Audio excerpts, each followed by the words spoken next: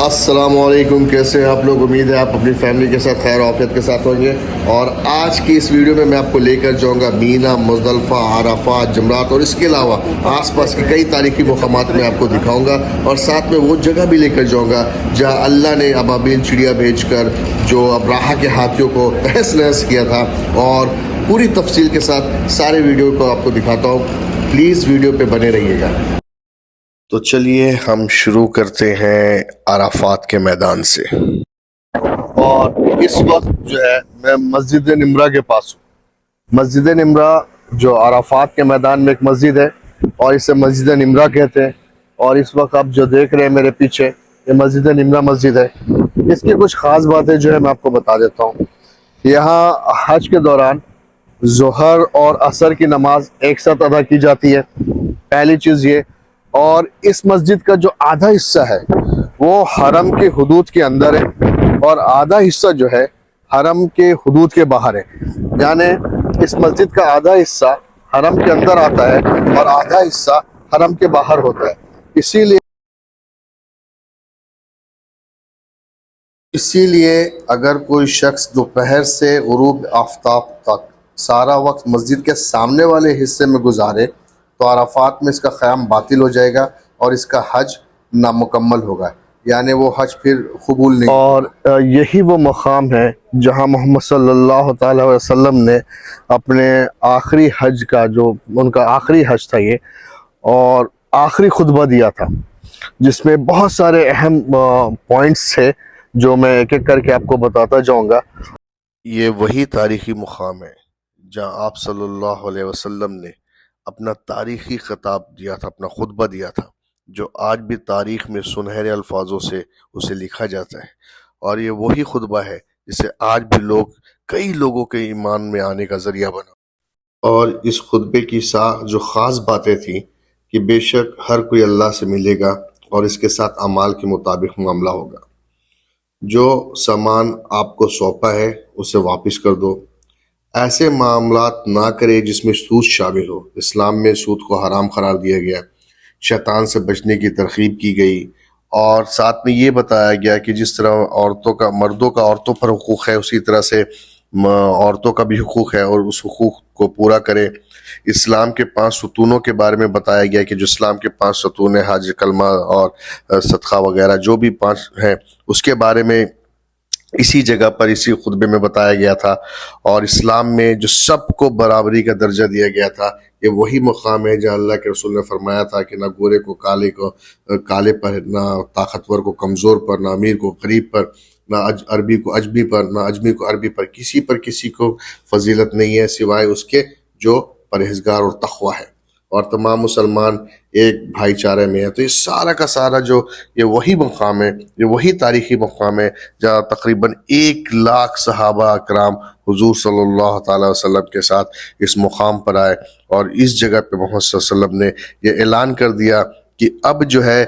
دین مکمل ہو چکا ہے، اور میرے پاس جو بھی چیزیں تھی میں نے تم تک پہنچا دی ہے، اور اپنے پیچھے جو 2 چیزیں میں چھوڑے جا رہا ہوں وہ ہے قرآن اور اپنی مثال، یعنی سنت، اور اگر تم ان پر عمل کرو گے تو کبھی گمراہ نہیں ہوگے۔ اور حضور صلی اللہ علیہ وسلم کے خطاب سے فارغ ہونے کے بعد جب انہوں نے اپنا خطبہ دے دیا تو اس کے تھوڑی دیر کے بعد اللہ کی طرف سے ایک وحی نازل ہوئی، جو سورہ مائدہ کی جو آیت ہے کہ آج میں نے تمہارے لیے تمہارا دین مکمل کر دیا، اور تم اپنی نعمتیں پوری کر دی، اور تم پر اپنی نعمت پوری کر دی، اور میں نے اسلام کو تمہارے لیے دین کے طور پر چن لیا۔ یعنی جب آپ صلی اللہ علیہ وسلم نے اپنا خطبہ دے دیا اور انہوں نے بتا دیا کہ اب دین مکمل ہو چکا ہے، اس میں کوئی کمی و بیشی نہیں ہوگی، تو اللہ تعالیٰ نے اس پر اپنی مہر لگا دی کہ میرے نزدیک اگر کوئی دین قابل قبول ہے تو وہ اسلام ہے، اور اس کے علاوہ کوئی بھی دین، کسی طرح کی بھی چیزیں اسلام میں اگر ہم جوڑتے ہیں، گھٹاتے ہیں، وہ اللہ کے نزدیک قابل قبول نہیں ہے۔ تو یہ وہ تاریخی مقام ہے جہاں دین مکمل ہونے کی مہر لگی تھی اللہ رب العزت کی طرف سے۔ اس مسجد کا آدھا حصہ حرم کے اندر ہے اور آدھا حصہ حرم کے باہر ہے۔ اگر کوئی شخص دوپہر سے غروب آفتاب تک سارا وقت مسجد کے سامنے والے حصے میں رہے گا تو عرفات میں اس کا قیام باطل ہو جائے گا، یعنی اس کا حج مکمل نہیں ہوگا۔ اسی لیے سارے حاجیوں کو یہ بار بار جو ہے وہ لینڈ مارک لگا ہوا ہے، لوکیشن ایک دیا ہوا ہے کہ یہ عرفات کے اندر کے حصے اور باہر کا حصہ ہے، تو یہاں پہ بہت احتیاط سے حاجیوں کو رہنے کی ضرورت پڑتی ہے، ورنہ ان کا حج جو ہے بنا عرفات میں رکے مکمل نہیں ہوتا۔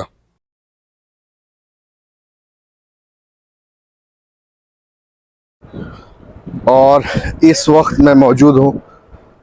عرفات کے میدان کا وہ پہاڑ جسے جبل عرفات بھی کہتے ہیں اور جبل رحمہ بھی کہتے ہیں۔ اور جبل رحمہ اس لیے کہتے ہیں کیونکہ یہ رحمت کا پہاڑ بھی ہے، کیونکہ یہی وہ مقام ہے جہاں پہ جب آدم علیہ السلام اور حوا علیہ السلام کو جنت سے نکال دیا گیا تھا، بے دخل کر دیا گیا تھا، تو اسی مقام پر آدم علیہ السلام اور حوا علیہ السلام کی ملاقات ہوئی تھی۔ اس کے بعد انہوں نے مزدلفہ میں ایک ساتھ رات گزاری تھی، جس کی وجہ سے مزدلفہ میں ہر حاجیوں کو رات گزارنا واجب کیا گیا ہے۔ اور اسی پہاڑ پہ جو میرے پیچھے آپ دیکھ رہے ہیں، یہ جبل رحمہ پہاڑ ہے، اسی پہاڑ کے اوپر محمد صلی اللہ علیہ وسلم نے حج کے آخری دنوں میں بہت لمبی دعا مانگی تھی، اتنی لمبی دعا کہ یہاں تک سورج غروب ہونے کو آ گیا تھا۔ تو میں آپ کو اس پہاڑ کی طرف لے کے چلتا ہوں۔ یہ سارے فاؤنٹینس ہیں جو حج کے وقت میں یہاں سے پانی کے جو چھینٹے جو ہے حاجیوں کو دیے جاتے ہیں، اور یہ وہ میدان ہے اور یہ وہ پہاڑ ہے جسے جبل رحمت اور عرفات کا بھی پہاڑ کے نام سے جانا جاتا ہے۔ ایک چیز جو سب سے امپورٹنٹ ہے، جو جاننا بہت ضروری ہے، کہ اس پہاڑ پہ چڑھنے کا کوئی ثواب نہیں ہے۔ اگر آپ یہ سمجھ کر چڑھتے ہیں کہ میں اس پہاڑ پہ چڑھوں گا تو مجھے ثواب ملے گا، نہیں ہے۔ اور میں اس وقت اوپر نہیں جا رہا ہوں، لیکن اگر آپ اوپر اس پیلر کے طرف جائیں گے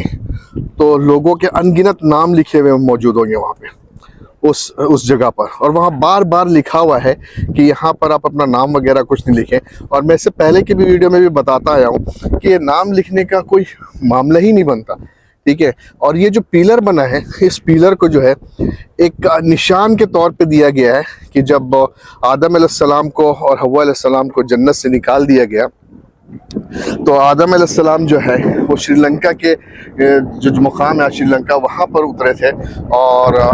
جو حوا علیہ السلام تھی وہ میرے شہر یعنی جدہ میں اتری تھی۔ اور اس جگہ پر جب ان لوگوں نے اللہ سے کافی معافی مانگی تو اللہ نے دونوں کو معاف کیا، اور اس جگہ پر ان دونوں کی ملاقات ہوئی تھی، آدم علیہ السلام اور حوا علیہ السلام کی۔ پھر اس کے بعد یہاں سے نکل کر انہوں نے مزدلفہ میں ایک ساتھ رات گزاری تھی، جس کے لیے مزدلفہ میں رات گزارنا ضروری ہے۔ اور ایک یہ پرانا سا کنواں ہے جس پہ وضو وغیرہ اور غسل وغیرہ کیا جاتا تھا اس زمانے میں۔ اور اسی جگہ پر میں بالکل ایگزیکٹلی کوئی چٹان آپ کو نہیں دکھا سکتا کہ کون سی جگہ پر، بس اسی جگہ پر حضور صلی اللہ علیہ وسلم نے حج کے آخری جو دعا تھی، بہت لمبی دعا مانگی تھی، اور جیسے کہ اس وقت ہو رہا ہے، ظہر سے انہوں نے دعا شروع کی تھی تقریباً، اور جس سے سبھی سورج جو ہے ڈوبنے کو آ رہا ہے، اسی طرح سے اتنی لمبی دعا کی تھی کہ سورج ڈوبنے کے قریب آ گیا تھا۔ عرفات پر کھڑا ہونا حج کا ایک لازمی حصہ ہے، جس نے عرفات میں قیام نہیں کیا، سمجھیے اس کا کہ حج ہی نہیں ہوا۔ اللہ کے رسول کے مطابق عرفات ہی حج ہے، یعنی حج عرفات ہے، یہاں پہ رکنا عرفات ہے۔ اس کی میں بہت ساری حدیثیں ہیں، اور ایسا کہا بھی جاتا ہے کہ جو حشر کا میدان ہے وہ یہی پہ قائم ہوگا۔ اور اس کے علاوہ عائشہ رضی اللہ تعالیٰ عنہ روایت کرتی ہیں کہ عرفات کے جیسا دن سے بہتر دن کوئی نہیں کہ جس دن اللہ تعالیٰ اس دن سے زیادہ گناہ گاروں کو عذاب سے، جو جہنم کے عذاب سے آزاد کرتے ہیں، اس دن سے بہتر اور کوئی دوسرا وقت نہیں ہے۔ اور اللہ تعالیٰ جو ہے اپنے بڑپن کا اظہار کرتے ہوئے، اپنی شان کا اظہار کرتے ہوئے اپنے فرشتوں سے پوچھتے ہیں کہ ان کی کیا خواہش ہے۔ اس کے علاوہ جو ہے بہت ساری حدیثیں ہیں کہ اللہ کے رسول فرماتے ہیں کہ شیطان اس دن سے زیادہ تذلیل اور جو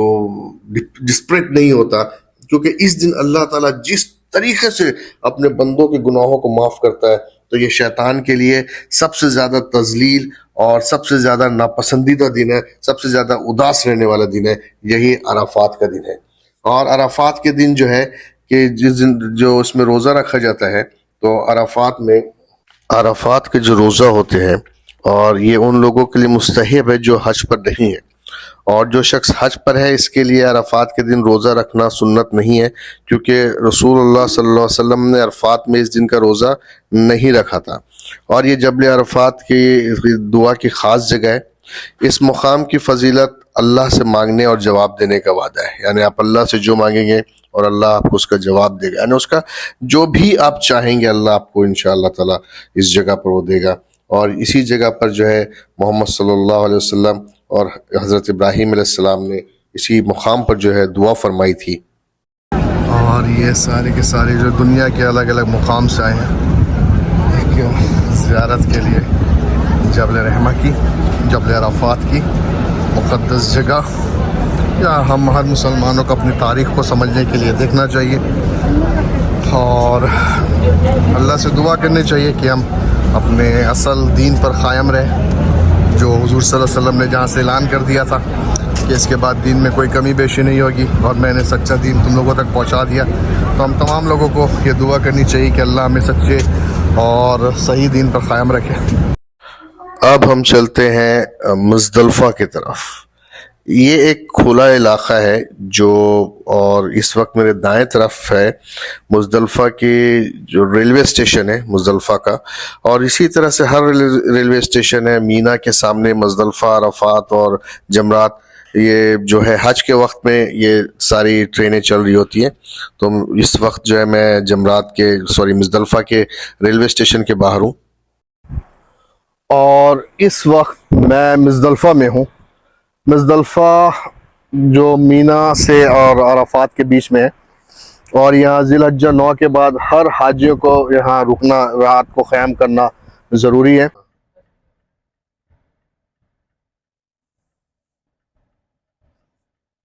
یہ مزدلفہ کا وہ مقام ہے جہاں حاجی عرفات سے نکلنے کے بعد، طلوع آفتاب ہونے کے بعد یہاں پہ رات گزارتے ہیں۔ اور اس وقت جو آپ میرے پیچھے کی جو مسجد دیکھ رہے ہیں یہ پرانی مسجد مشعر الحرام ہے، اور یہ وہی جگہ ہے جہاں حضور صلی اللہ علیہ وسلم نے رات گزاری تھی، اور دوسرے جتنے بھی باقی جو حاجی تھے ان کے ساتھ مہاجرین اور جتنے بھی لوگ تھے، ان لوگوں کو حکم دیا تھا کہ وہ کہیں بھی مزدلفہ کے کسی بھی علاقے میں جا کر وہ اپنی رات گزار سکتے ہیں۔ تو یہ پرانی مسجد ہے، یہ اسی زمانے کی بنی ہوئی مسجد ہے جو اس وقت بند کر دی گئی ہے۔ اور اس طرف میں میرے پیچھے اس طرف آپ دیکھ سکتے ہیں یہ نئی مسجد کی تعمیر کی گئی ہے، مسجد مشعر الحرام، اور یہاں پہ یہ مزدلفہ کے علاقے میں ہی آتی ہے۔ اور اس وقت میں مزدلفہ میں کھڑا ہوں، اور میرے ٹھیک سامنے جو ہے مینا ہے، اس کے بعد جمرات ہے، اور پیچھے میں عرفات ہے۔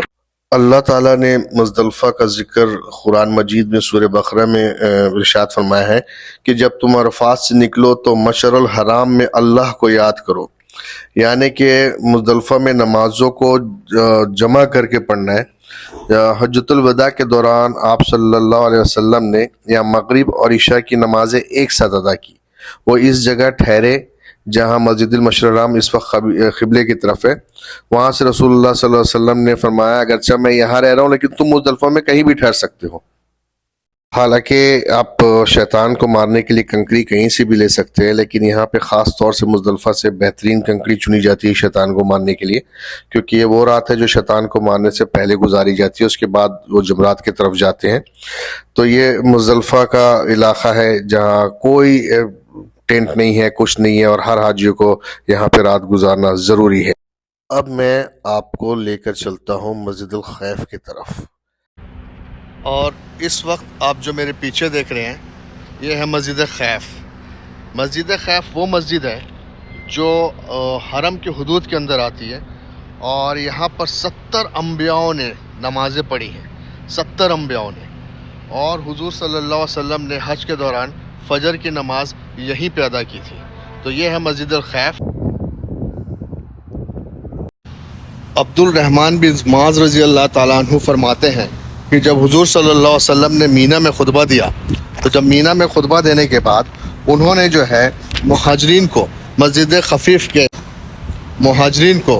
خیف کے سامنے اور انصار کو مسجد خیف کے پیچھے پڑاؤ ڈالنے کا حکم دیا تھا۔ تو یہ وہ مقام ہے جہاں پہ محمد صلی اللہ تعالی وسلم نے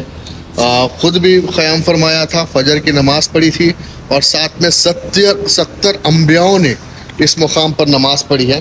تو میں فی الحال اسی مقام پر موجود ہوں، اور آپ یہ دیکھ سکتے ہیں جس کی مسجد خیر، اور یہ عورتوں کا انٹرنس ہے، فی الحال یہ بند ہے، اور یہ مسجدیں صرف حج کے وقت موقع پہ ہی کھلتی ہیں، تو اور باقی سارے ٹائم پہ یہ مسجدیں بند ہوتی ہیں، تو آ کے آپ یہاں کوئی نماز ادا نہیں کر سکتے۔ تو یہ مسجد جو ہے صرف حج کے موقع پہ کھلتی ہے، اور باقی سارا وقت یہ مسجد جو ہے بند ہوتی ہے، آپ یہاں پہ کوئی اور نماز ادا نہیں کر سکتے ماں سوائے حج۔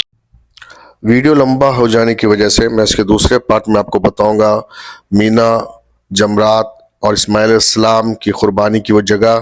ابابیل چڑیا کا ابراہا کے قافلے پر حملہ کرنے کی جگہ، مسجد ابایا، اور اس کے ساتھ ساتھ پوری معلومات آپ کو دوں گا تاکہ آپ کو اس چینل کے ذریعہ وہ ساری معلومات حاصل ہو جو ہمارے اسلامک ہسٹری کا اثاثہ ہے۔